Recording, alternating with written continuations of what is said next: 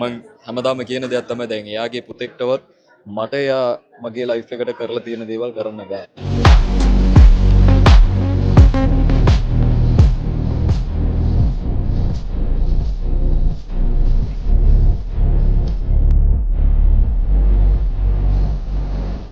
මගේම වැඩක් හින්දා මට එච්චරට වචන එකතු කරලා කියන්න දන්නේ නැහැ ඇත්තටම මේ වෙලාවේ.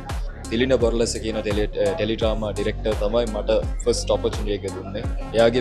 එයාගේ තමයි මගේ ඒ කියන්නේ එයා කරපු ටෙලිඩ්‍රාමා එකක තමයි මම ෆස්ට් රඟපෑවේ සිංහල ටෙලිඩ්‍රාමා.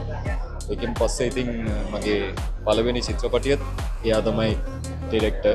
ඉතින් කියන්න ඕන හැමදේම ඉගෙන ගත්තා එයාගෙන්. මං හැමදාම කියන දෙයක් තමයි දැන් එයාගේ පුතෙක්ටවත් මට එයා මගේ ලයිෆ් එකට කරලා තියෙන දේවල් කරන්න බෑ. මොකද එච්චරට ඔපචුනිටිස් හදලා දීලා තියෙනවා.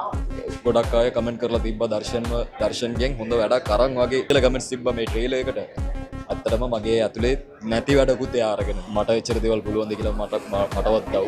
ඒ දේවලුත් එයා එළියට කොහොම හරි අරගෙන. ඒ ඔඩියන්ස් තමයි ඇත්තටම මෙච්චර දුරට හරි මාව ගෙනාවේ. මෙච්චර දුරට මාව හැදුවේ හැමදේම ඔඩියන්ස් ඉඳලා. ඒ ඔඩියන්ස්ගෙන් මම හැමදාම වගේ ඉල්ලන දෙයක් තමයි ඔයගොල්ලෝ දැන් වෙනකම් මට දුන්න ආදරේ තවත් දෙන්න.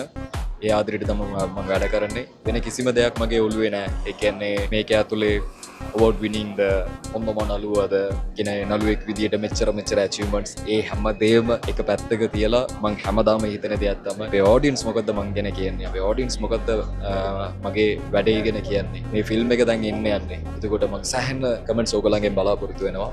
මම ඇවිල්ලා ඔයගොල්ලෝ හදපු දර්ශන බලන්න සෙප්තැම්බර් 3 ඉඳලා ගෙන්න. thank you